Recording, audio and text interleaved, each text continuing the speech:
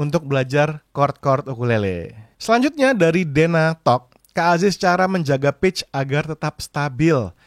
Tetap stabil itu bukan masalah suara, percaya apa enggak. Tapi ini bukan masalah suara, melainkan masalah kuping. Kita butuh kepekaan nada untuk bisa menjaga pitch yang stabil. Di YouTube channel Vokal Plus ada video yang judulnya Latihan Vokal Penangkal Fales. Itu sebetulnya latihan solfeggio. Apa itu? Solfeggio adalah solmisasi ya, simpelnya ya.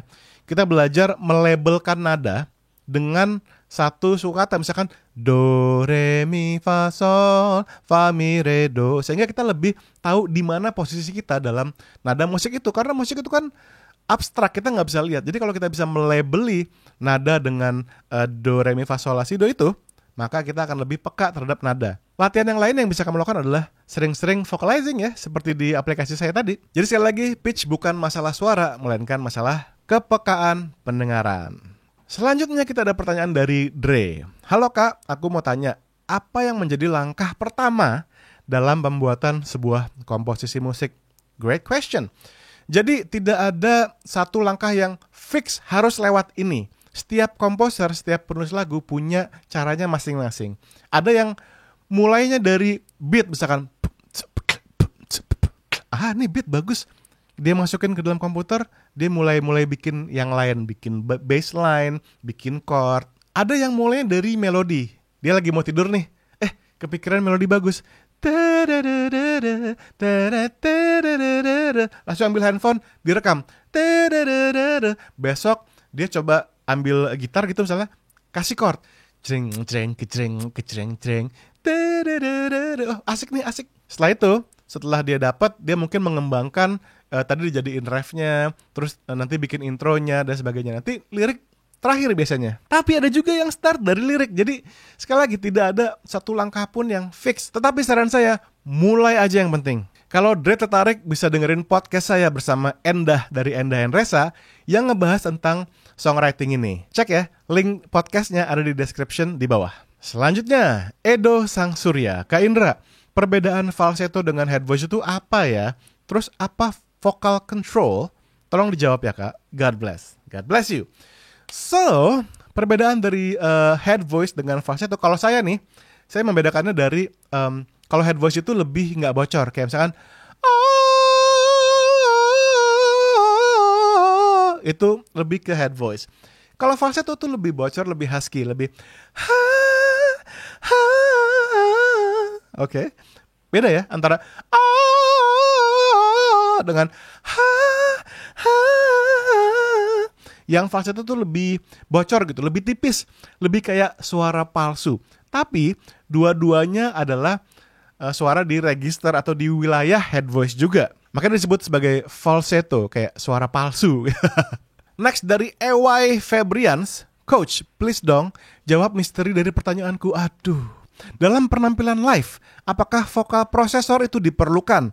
Seperti halnya dalam kebutuhan efek seperti reverb, echo, delay, kompresor, dan gating. Wah, nih pertanyaannya audio banget ya. Soalnya kalau nyanyi tanpa reverb, suara kita itu kayak kaku dan gak nyambung sama musik. Betul banget, EY. Yes. Pada kenyataannya, saat live performance, kita menggunakan vokal prosesor. Bahkan ada yang langsung pitch correction pas live. Jadi itu mungkin banget terjadi dan sering banget dilakukan. Jarang ada penyanyi yang nyanyi begitu aja dari mic-nya tanpa flat aja gitu ya. Jadi paling tidak minimal banget adalah reverb dan EQ. Misalnya mic-nya terlalu cempreng, ya high-nya dikurangin, low-nya ditambahin, setelah itu tambahin reverb. Jadi itu yang paling basic ya, EQ sama reverb. Kalau kompresor, gating dan teman-teman kayaknya enggak ya. Itu biasanya pas setelah manggung, terus di mixing baru. Audionya bakal lebih detail lagi, dikulik kompresor, ada segala macam. Selanjutnya, Gili. Apa sih yang dilihat para judges ketika menilai peserta audisi seperti Indonesian Idol, The Voice, dan sebagainya, sampai mereka mengatakan kamu bagus, lolos, kamu kurang, kamu bagus banget. Padahal menurut persepsi orang awam, suara mereka sudah bagus semua, pitch, vibrato, teknik, sama seperti rata-rata aja gitu ya. Seperti sama rata katanya. Nah kalau pertanyaan bisnis, bagaimana cara mengorbitkan sebuah lagu ciptaan? Oke, nanti deh, yang vokal dulu ya. Kalau kamu ngomongin audisi seperti Indonesian Idol, The Voice itu kan di TV. Kalau kita ngomong TV, yang terpenting adalah komersil. Ketika seorang itu audisi, hal yang dilihat oleh juri adalah seberapa komersilnya orang ini sehingga program TV-nya bisa lebih laku. Apakah sangat concern pada teknik vokalnya? Lebih concern kepada karakter, sesuatu yang ini orang bisa langsung inget nggak? Orang bisa langsung suka nggak sama dia? Jadi komersil. Karena kalau kita ngomong TV, ini adalah bisnis per detik. Kalau si talent atau orang ini tidak bisa menghasilkan viewer bagi TV, ya tentu tidak terlalu dianggap bagus sama TV. Karena ya dia tidak menghasilkan viewer. Makanya selama saya ngelatih di Indonesian Idol, The Voice, dan segala macam itu, banyak penyanyi yang teknik vokalnya itu belum bagus sebetulnya, tapi karakternya kuat dan sangat bisa orang tuh banyak fansnya gitu loh. Karena itu yang menjadi patokan, komersil atau enggak, punya karakter atau enggak. Makanya ada vocal coach, ada saya di dalam Indonesian Idol untuk melatih teknik vokal mereka. Itu ya. Jadi kalau kalian next ikut audisi segala macam, pentingin karakter kalian dan rasa pede kalian dan bikin orang inget sama kalian.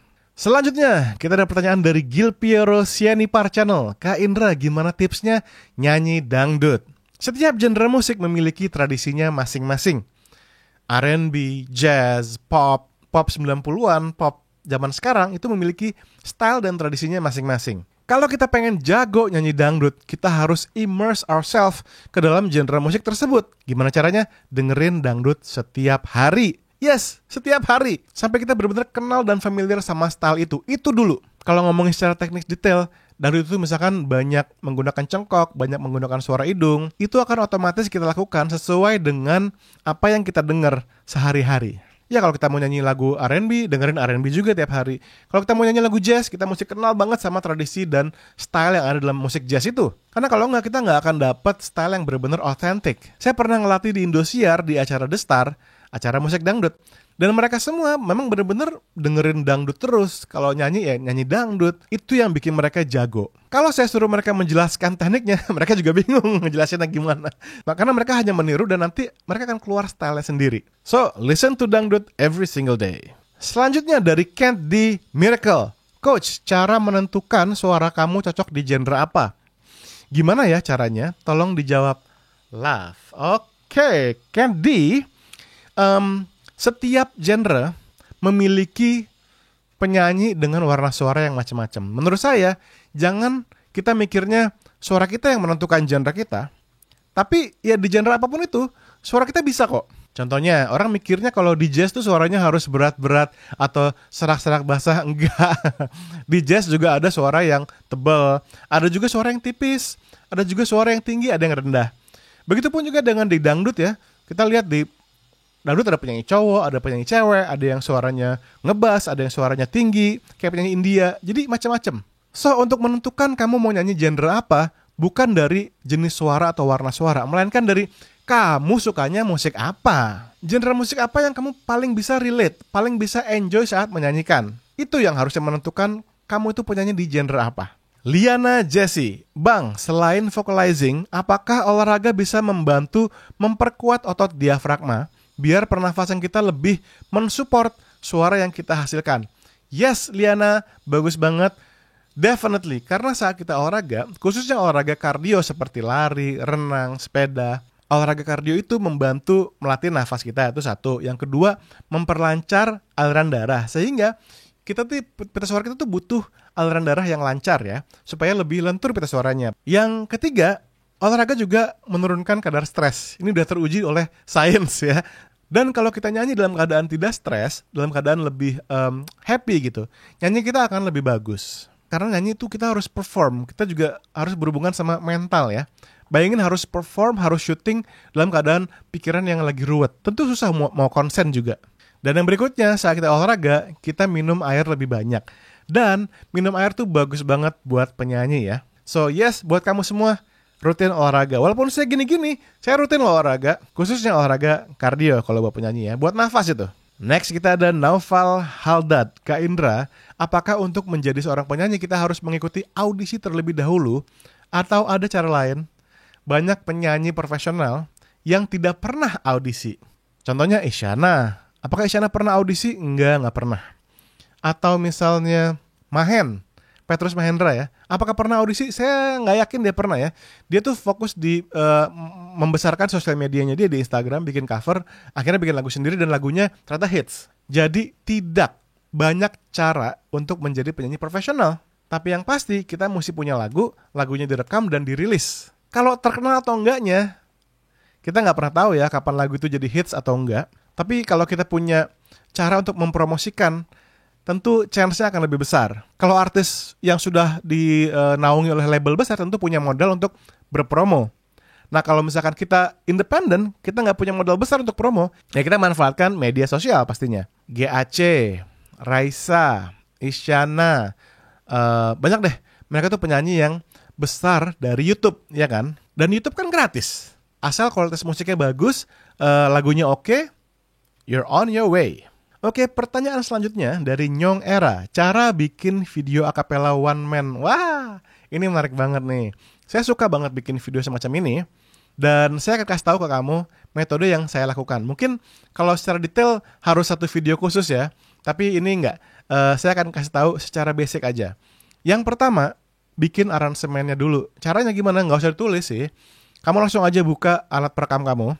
Terus mulai dengan bikin guide berupa instrumen, misalnya keyboard atau gitar ya, bikin guide iringannya. Setelah jadi, kamu rekam iringannya. Setelah instrumennya sudah direkam, kamu rekam suara lead vokalnya. Nah, kan udah ada tuh guide instrumen beserta lead vokal kamu. Udah, habis itu kamu tinggal isi aja, isi part-partnya. Misalnya isi bassnya, terus isi suara duanya, suara tiganya, harmoninya segala macam. Setelah audionya selesai, udah rapi, baru kamu syuting. Syutingnya kayak syuting video klip ya, jadi kamu lip sync ke audio yang sudah kamu rekam tadi. Dan terakhir, videonya tinggal kamu masukin ke dalam, kalau saya sih pakai Adobe Premiere Pro ya, untuk masukin beberapa video dan disinkronize supaya lajunya bareng. Aransemen, rekam, jadi baru syuting dan diedit. Next dari Park Ani. Kak, apa benar kalau mau jadi penyanyi yang baik itu harus memiliki uang yang banyak? Lalu dewannya bilang, ngakak aku katanya. Oke, Park, jadi gini. Untuk sekarang, untungnya kita sudah punya kekuatan, yaitu media sosial seperti YouTube, Instagram, TikTok bahkan. Dan itu untuk menggunakannya gratis. Jadi dalam industri musik itu, biaya yang paling besar adalah di promosi, bukan di produksi. Untungnya sekali lagi, promosi ada di tangan kita sendiri, di handphone, lewat sosial media. Tentu kalau punya uang banyak, kamu punya modal besar untuk promosi ya, bisa promosi di TV misalnya dan sebagainya. Tapi sekarang nggak harus. Banyak artis yang berhasil naik tanpa memiliki modal promosi yang besar dengan media sosial. Jadi apakah benar kalau penyanyi harus punya uang banyak? Tidak. Yang penting kamu berkarya dengan tulus, berkarya dengan maksimal, keluarkan yang terbaik dari dalam diri kamu. Waduh, panjang banget nih pertanyaannya. Dari Frankie Anthony Siong ya. Kak Indra bagi tips teknik vokal ala Raisa dan Afgan, dan gimana latihan mereka buat resonance, placement mereka, head voice dan sebagainya. Oke, sisanya saya mungkin nggak usah bacain karena panjang sekali. Oke, Frankie, saya kebetulan melatih mereka semua. Saya ngelatih Afgan, saya ngelatih Raisa, dan saya tahu banget vokal mereka seperti apa. Dan saya bisa katakan sama kamu, sama aja sama yang kita latih. Nah, kalau Afgan kan banyak nyanyi nada tinggi ya. Oke. Nah, itu Afgan sering menggunakan yang disebut sebagai nasal resonance, yaitu belting dengan meletakkan suara di belakang hidung ya. Jadi dia tidak membebani leher terlalu banyak. Perhatiin deh, Afgan kalau nyanyi di nada tinggi pasti dia ke situ ya, ke hidung rasanya. Nah, kalau Raisa tuh ciri khasnya adalah dia bisa ngeblend chest voice sama head voice-nya tuh bener-bener kayak nyatu gitu. Jadi kita nggak denger nih Raisa falset atau enggak sih. Jadi itu bener-bener satu teknik yang Raisa tuh bagus banget lakuin. Dan kebetulan mereka berdua, Afgan sama Raisa, itu pitch-nya luar biasa bagus ya. Memang ada saatnya keselewat tapi jarang lah. Next dari Rudy Hermanto. Kak, apa aja sih yang ngebedain cara menyanyi penyanyi profesional?